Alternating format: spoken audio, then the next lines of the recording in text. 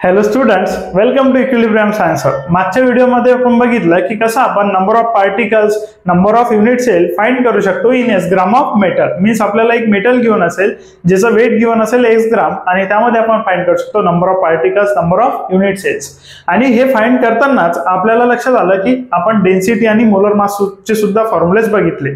So त्यावरच depend questions जे previous year MST CET चे क्वेश्चन्स आपण बघतो सिरीज मध्ये, ते क्वेश्चन्स आपण आता करणार आहोत. तर सर्वात सुरुवातीचा टॉपिक आपण घेतो atomic mass of molar mass आणि यावर डिपेंड क्वेश्चन्स आपण करणार आहोत. सो बघा, टॉपिक असेल atomic mass of molar mass आणि क्वेश्चन बघा, if M is the atomic mass of element. आता ॲटॉमिक मास आणि मोलर मास सेम असेल. A is the age length of unit cell. A असेल age length of unit cell. Then formula to calculate the density is. Means आपल्याला calculate करायचं आहे density आणि density आपण denote करतो row नी. सो अशा टाइपच्या क्वेश्चन मध्ये मी रेफर करेल की तुम्ही ऑप्शन्स बघायच्या आधी सुरुवातीला फॉर्म्युला लक्षात घेऊन घ्यायचा. बिकॉज बघून घ्या इथे सर्व ठिकाणी दिसत आहे डेन्सिटीचे फॉर्म्युले आणि आपल्याला विचारलाय formula to calculate the density. So formula to calculate the density असेल, आधी लिहून घेऊ, rho is equal to N into M. बघा, rho is equal to N into M upon N into A cube. So हा formula जिथे मिळेल ते असेल आपलं आन्सर. सो सुरुवातीला फॉर्म्युला बघायचा, त्यानंतर आन्सर वर जायचं. बिकॉज जर तुम्ही आधी आन्सर वर गेले तर तुमचं फारसं कन्फ्युजन यात तुम्हाला होताना दिसेल. सो कन्फ्युजन टाळण्यासाठी तुम्हाला आधी फॉर्म्युला लिहून घ्या, त्यानंतर ऑप्शन्स वर जा. सो बघा, ए क्यूब इंटू एन आहे आपला एन इंटू एम. बघा बी ऑप्शन बघा, एन इंटू एम असेल. त्यानंतर डिनोमिनेटर बघा ए cube into N A cube into N असेल. So B is the correct answer for the questions. बघून घ्या. Next question, what is the molar mass of crystals. आपण question बघा तो मोलर मास वरचे आणि नेक्स्ट क्वेश्चन असेल what is the molar mass of crystal. Simply बघा, directly घेऊन आहे what is the molar mass of crystal means calculate करायचा आहे मोलर मास, जे की आपण डिनोट करतो कॅपिटल एम ने.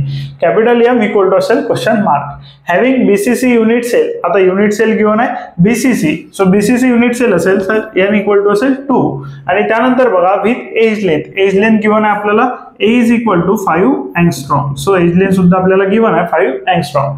त्यानंतर and density 2 gram per millilitre. So rho is equal to असेल डेन्सिटी आणि डेन्सिटी घेऊन आहे 2 ग्रॅम पर मिलीलीटर. सो आपल्याला कॅल्क्युलेट करायचा आहे मोलर मास.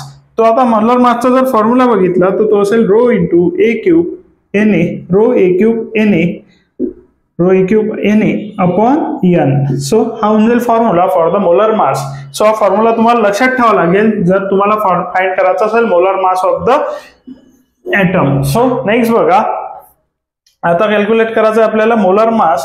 आता बघा, नंबर ऑफ पार्टिकल्स घेऊन आपल्याला एन इक्वल टू 2. बिकॉज इथं घेऊन आहे आपल्याला बीसीसी स्ट्रक्चर. बीसीसी स्ट्रक्चर असेल तर एन इक्वल टू असेल 2. त्यानंतर ए ची व्हॅल्यू घेऊन आहे, पण व्हॅल्यू जी घेऊन आहे आपल्याला 5 अँगस्ट्रॉम ते घेऊन आहे अँगस्ट्रॉम मध्ये आणि ती व्हॅल्यू आपल्याला कन्वर्ट करावं लागेल in terms of centimetre. Because unit बघा ग्राम ग्राम ग्राम आणि ग्राम मध्ये घेऊन आहे. सो घेऊन आहे आपल्याला ग्राम युनिट. त्यानंतर डेन्सिटी सुद्धा बघा ग्राम मध्ये घेऊन आहे.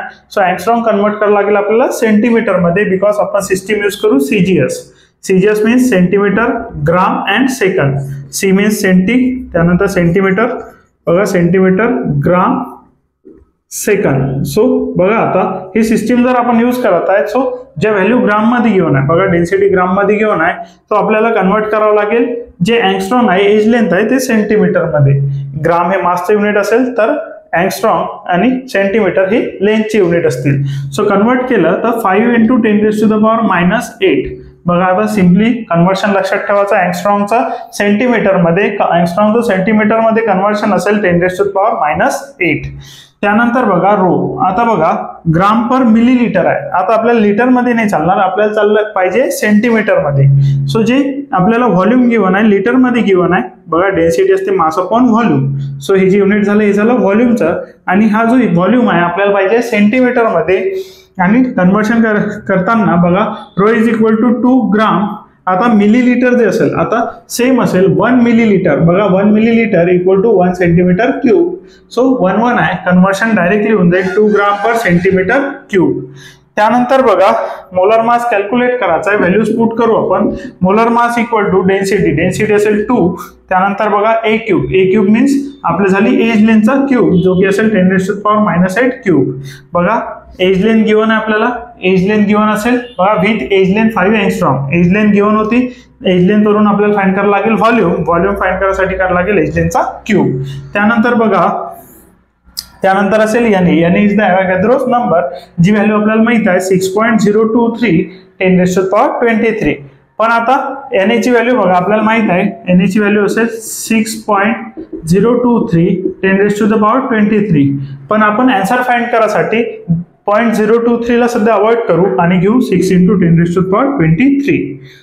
सो 0.023 आपण अवॉइड केले आणि आपण घेतलं फक्त 6 × 10⁻23. त्यानंतर बघा n डिवाइड आहे, सो n डिवाइड करून टाका. 2 ने 2 ला डिवाइड होऊन जाईल. यांची व्हॅल्यू बघा, n = 2 आहे बिकॉज BCC स्ट्रक्चर. n = 2 झाले कॅन्सल. 5 चा जर क्यूब घेतला, 5 चा क्यूब असेल 125. बघा 5 चा क्यूब होऊन जाईल 125 इंटू 10⁻⁻8 होऊन जाईल 10⁻24 इंटू 6. बघा 6 × 10⁻23. जेव्हाही आपण मोलार मास वरचे क्वेश्चन सॉल्व्ह करू तेव्हा आपण 0.023 अवॉइड करूनच सॉल्व्ह करू आणि आन्सरला टॅली करून घेऊ. त्यानंतर बघा 125 इंटू 6 होऊन जाईल 10⁻24 इंटू 10⁻+23 होऊन जाईल. बघा आता 125 इंटू 6 करा. 5 into 6 is 30, carry 3. 6 into 12 is 15. 6 into 2 is 12. 12 + 3 15, carry 1. 6 1 are 6 and 7. 750 into 10⁻1. So answer असेल 75 ग्राम पर मोल और ग्राम मोल इनवर्स. सो आन्सर असेल 75. ऑप्शन्स मध्ये टॅली करा. ए मध्ये 90, बी मध्ये 60, सी मध्ये 45 आणि डी मध्ये 75. सो 0.023 यूज नाही केला तरी आपला आन्सर आलेला आहे. आणि असेच अप्रॉक्सिमेट आन्सर आपण फाइंड करू in terms of molar mass. Na ची व्हॅल्यू 0.023 अवॉइड करून. सो आन्सर आलेला आहे 75 gram mole inverse. D option is the correct answer for the questions.